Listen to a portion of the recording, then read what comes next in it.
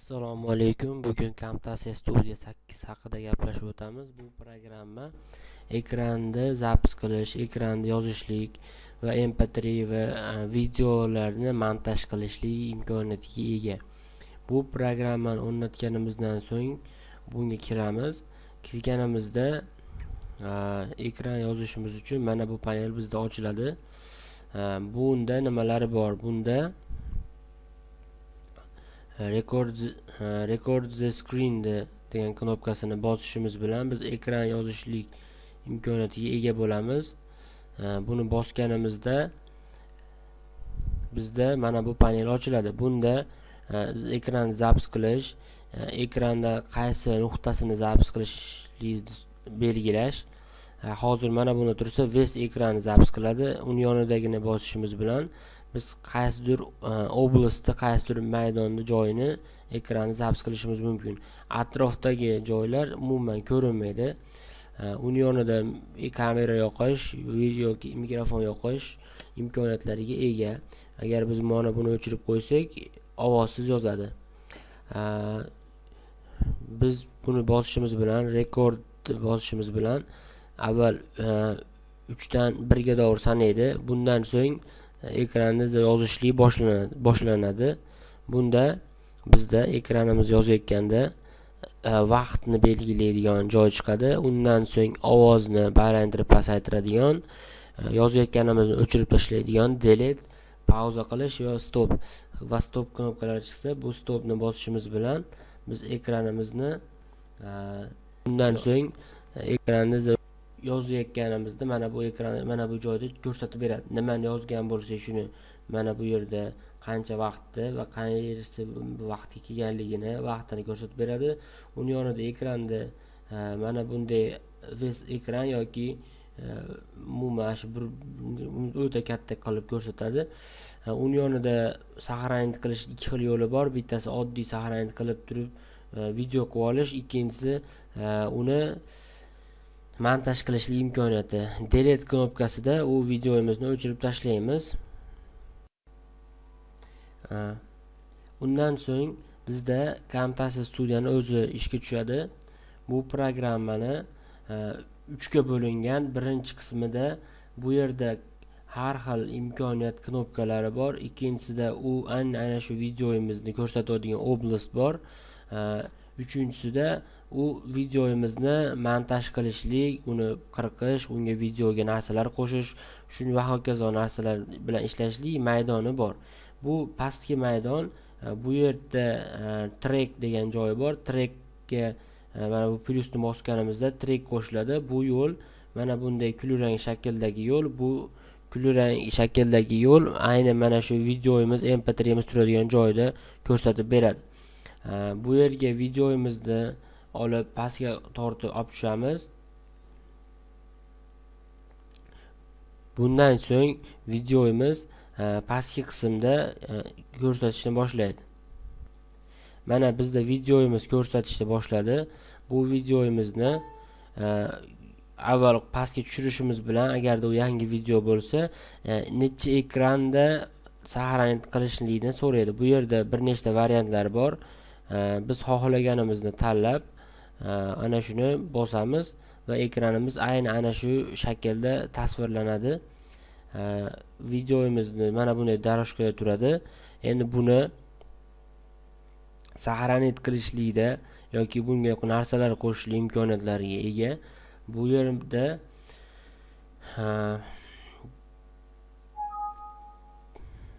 yerda pastki qismida mana buni track qo'shish imkoniyati va videomizni qisqartirish yoki uzaytirish imkoniyati bor. Bunda biz videomizni surishlik, to'plashlik, oradagi qaysidir joylarni bo'lib tashlashlik va boshqa imkoniyatlarni bajarishga yordam beradi. Keyingisi orqaga bittan ishda xato qilsak, orqaga qaytarishlik yoki oldiga qaytarishlik imkoniyati bor. Ctrl Z da qaytarsak ham bo'ladi. Qaychi knopkasida ezadigan bo'lsak, aynan shu qaychi belgilanib turgan videomizni qirqib tashlaydi. Undan keyingisi mana bu chiziqcha, bu chiziq videomizni ishlayotganini ko'rsatadi. Bu qancha yuradigan bo'lsa, e'tibor bergan bo'lsangiz, mana video ham o'zgarishga ishlayapti. Endi bu chiziq xuddi kompyuterimizni mishkasi kabi videomizni qayerda ishlashimizni ko'rsatib beradi. Biz buni yonidagi bo'lishlik knopkasini bosishimiz bilan ikkiga bo'linadi va aynan shu joydan ajralib qoladi. Bu ana shu kompyuterimizni, shu videomizni bitta bir nechta video bo'lsa, uni bo'lib orasiga bironta, misol uchun mana bu joyga boshqa bir videoni qo'yishlik imkoniyati yoki aynan mana shu videomizni mana shu oshiqcha joyini qirqib tashlashlik, kerak emas joylarni qirqib tashlashlikka ham juda katta yordam beradi. Bundan tashqari uni copy qilib olish va вставить qilish knopkalari ham bor. Biz oshchasini olib tashlaylik. Bundan tashqari endi keyingisi mana bu yer tepagi birinchi qismidagi library degan joyda bir nechta musiqalar yoki temalar bor. Buni biz asosan videoni boshiga, oxiriga, oraliqlarga qo'yishlik imkoniyati bor. Bu mana bunaqa shakldagi har xil narsalar. Bu yerga biz assalomu alaykum. Bu yerga siz so'zingizni yozib qo'ysangiz ham bo'ladi. Buni surishlik, kattalashtirishlik imkoniyati ekranimizda ham bor. Bu yerda ikki marta aynan shu yozuvga bosganimizda mana bu yerda chiqadi. Buni o'zimizga kerakli shaklda o'zgartirib olamiz. Va bu imkoniyat bilan biz videomizni chiroyli yoki boshqa bir narsalar qo'shishimiz mumkin. Keyingisi bu yerda bir nechta xil temalar bor. Ko'rib chiqsangiz ham bo'ladi. Yoqqanini o'zingiz qo'yib ko'rishingiz mumkin. Yoqmaganini aynan mana shu qaychi bilan qiyib tashlab olib tashlashingiz mumkin.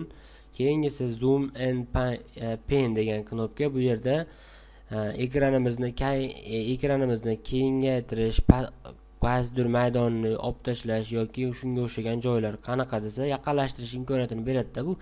Endi bu mana bunday shaklda ekranimizni toraytirib yoki kuchaytirganimizda bu bizni ekranimizni qaysidir bir oblastini, qaysidir bir maydonini ko'rsatishni boshlaydi. Bunda pastki qismda mana bunday belgi nuqta chiqib qoladi. Bu aynan ana shu videomizni mana shu joyda kichayayotganligini ko'rsatib beradi. Mana kiramiz. Kirganimizda kichaytirishlikni ko'rsatyapti. Bundan tashqari uning yonida mana bu knopkani bosishimiz bilan yana ves ekran bo'lib qoladi. Undan avvaliga callout degan knopka bor ekan. Bu yerda bu knopkada bir nechta imkoniyatlar bor. Har xil shakldagi znachoklar, har xil shakldagi narsalarni qo'yib, uni shu videomizni bir qaysidir joydan o'zgartirishimiz mumkin. Buni olib turib tortib tashlaymiz yoki ikki marta bosishimiz bilan paydo bo'ladi. Bu paydo bo'lganda ekran o'rtasida paydo bo'ladi. Buni razmerini ana shu paydo bo'lgan rasmimizmi, aynan ana shu narsamizni atrofida nuqtalar bo'ladi. Mana shu nuqtalardan tortib uni kattaytirish, kichaytirish, hajmini o'zgartirish yoki o'rtasida ikkita nuqta bor. Birinchisi uni surish, xohlagan joyimizga surishlik yoki uni aylantirishlik, shunga o'xshagan narsalarni beradi. Keyin buni ichiga bironta so'z yozsak ham bo'ladi. Mana bu joyga bosib so'z yozishimiz mumkin. Bundan tashqari buni xohlagan shaklga keltirishimiz mumkin. Yana bizda mana bunday ramkalar ham bor. Ptichkaga o'xshagan. Bu ham o'z xohishimizga qarab kattayib, kichayishi yoki aylanishi mumkin. Bundan keyingisi pastda xat yozishlik imkoniyati bor. Bunda biz o'zimizni videomizni qo'shimcha qo'shishimiz mumkin. Bu yerda misol video obzor qilayotganimizda klaviaturalarni ko'rsatishlik ham mumkin. Bunda aynan ana shuni bosib klaviaturani mana bu yerda knopkamiz chiqdi. U yerda mana bu tekst deb qo'ygan joyda ana shu knopkamizni bosishimiz bilan ana shu knopka mana bu yerda ishlashni ko'rsatadi. Bunga qo'shimcha qilib boshqa knopkalarni ham bunga qarab o'zgartirishimiz mumkin. Bu ana shu video obzor qilayotganimizda ancha yordam beradi. Keyingisi ana shu bir joyni oblastni o'chirib qo'yishlik yoki umuman ko'rsatmay qo'yishlik imkoniyatlarini beradi. Bu ham juda ham kerakli narsa deb hisoblayman. Undan keyingi joy zoomda gaplashdik. Undan keyingisi audio bo'limi. Audio bo'limi hozirgi bitta video qo'yganimizda u videoyimizni MP3si va videosi alohida bo'lmaydi. Asosan birlashgan holatda turadi. Buni ajratib ham olsak bo'ladi. Uning uchun ana shu MP3si bilan va videosini alohida qilib olmoqchi bo'lgan daroshkamizdagi video liniyaga bosib, mishkamizning o'ng tomonini bosib, u yerdan separate video and audio degan joy bor. Shuni bosishimiz bilan MP3miz alohida, videomiz alohida bo'ladi. Biz xohlaganimizni qo'yib, xohlaganimizni olib tashlab, uni o'rniga boshqa musiqa yoki boshqa so'z yo'q qo'yishimiz ham mumkin. Undan keyingisi translyatsiyon degan joy. Bu yerda videomizga qanday oralig'idagi bir nechta videolarni tashkil topsa, bir-biriga qanday o'tishligini ko'rishimiz mumkin. Misol uchun mana bu yerda biz olib kelganimizda boshiga oxiriga qo'yishlikni beradi. Bu imkoniyatni aynan shu videomizni mana misol uchun mana bu video bilan mana bu video o'tishlik jarayonida oralig'ida qanday shakl o'tishini ko'rsatyapti. Mana ko'rganingizdek bu har xil mana bu yerda xohlaganimizni qo'yishimiz bilan xuddi shuni singari o'tadi. Agarda biz bu yog'iga ham qo'yadigan bo'lsak, bu yerda ham xuddi shuni singari o'tadi. Misol uchun marhamat, mana o'rnatganimizdan so'ng bunga kiramiz. Bu xohlagan tarzimizda qo'yishimiz mumkin. Bu ham videomizni qaysi oralig'larda o'tish jarayonini yaxshilab beradi. Keyingisi voice narratsion degan knopkamiz. Bu yerda ovoz yozishlik imkoniyati bor yoki ovoz berishlik imkoniyati ham bor. Bu bilan biz hozir mana buni bosishimiz bilan ana shu joydan video ishga tushib ketadi va bizni gapimizni yozishni ham boshlaydi. Biz bu stopni bosishimiz bilan u videomiz avval sahranit qilishlikni so'raydi. Va uni sahranit qilganimizdan so'ng MP3 shaklida qayerda boshlanganlik bo'lsa ana shu joyga va qayerda tugagan bo'lsa ana shu joyga to'g'ri qo'yib qo'yadi. Mana bu yerda boshlagan edik, mana bu yerda tugagan edi yozishimiz va mana xuddi mana shu joyga qo'yib qo'ydi. Uni tepasidagi mana bu liniya bu videomizni muddatini ko'rsatuvchi liniya. Buning yonidagi mana bu katta ekran hajmini tanlashimizga qarab kattayib kichayishi mumkin. Buning pastida play o'tkazishli, kichkina o'tkazishli yoki kattaroq o'tkazishli imkoniyatlariga ega. Uning yonida esa o'ng tomonida video qancha muddat olishligi va video qancha muddat ishlaganligini ko'rsatadi. Mana sursak, mana bu yerdagi vaqt ham o'zgaryapti. Biz shunga qarab o'zimizni xohishimizga qarab o'zgartirishimiz mumkin. Videoni mana bunday qilib uzoqlashtirib, misol uchun xohlagan joyimizni qo'yishimiz mumkin.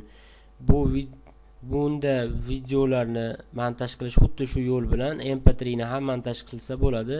Audio degan bo'limiga kirganimizda ovozni balandlatib, pasaytirish imkoniyati bor. Bu yerda ovozni umumiy ko'tarib qo'yishlik yoki pasaytirib qo'yishlikda joylari bor. Biz bunga mana bu ikkala knopka ovozni qaysinchadir miqdorda ko'tarishlikni beradi. Asta-asta ko'tarishimiz mumkin yoki pastda daroshkada aynan shu liniyaga bosib ko'tarib pasaytirishimiz mumkin yoki uni pastidagilar videoni ovozini mana bunday pastroq boshlanib, keyin balandlaydigan yoki balandroqdan pastga qarab tugaydigan shaklda ko'rsatib beradi. Bu videomizning ovozini chiroyli, bir qo'shiqlar, kinolar tugashiga o'xshab sekinroq pasaytirib beradi. Endi keyingisi import mediada biz o'zimizni kompyuterimizdagi video, rasm, mp3 shakldagi narsalarni olishimiz mumkin va bu olganimizni mana bunday shaklda ko'rsatib beradi. Biz buni olib xohlagan joyimizga tortib qo'yishligimiz mumkin va bu bilan biz ana shu narsani videomizga qo'yamiz. Har bitta qo'yilgan mahsulotimizda alohida trackga qo'yiladi. Mana shundan montaj qilishimiz osonroq bo'ladi. Undan keyingisi product and share degan joyda saqlanib qilish imkoniyati bor. Buni ezganimizda bir nechta turdagi saqlanib qilishlarni ko'rsatadi. Saytga saqlanib qilish, YouTube'ga, telefonga yoki mp3 qilib yoki har doim mp3 mana bu 720 deb qo'ygandan foydalanaman. Siz o'zingizga yoqqanidan ishlatishingiz mumkin, lekin mana shuni ishlatishni tavsiya qilgan bo'lardim. Shunda kompyuterimizdagi videomiz tiniq chiqishi va saytga qo'yishlik va boshqa narsalarda ham tekis bo'lishligi imkoniyatini beradi. Biz mana buni bosishimiz bilan videoni keyingi daliyada bosamiz va nomini yozamiz.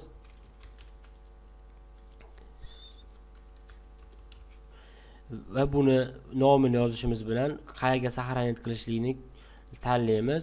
Xohlagan joyimizga saqlanib qilganimizda uni xohlagan joyimizga saqlanib qilishlikni tanlaganimizdan so'ng gotovni bosamiz va bunda mana bunday shaklda bo'ladi.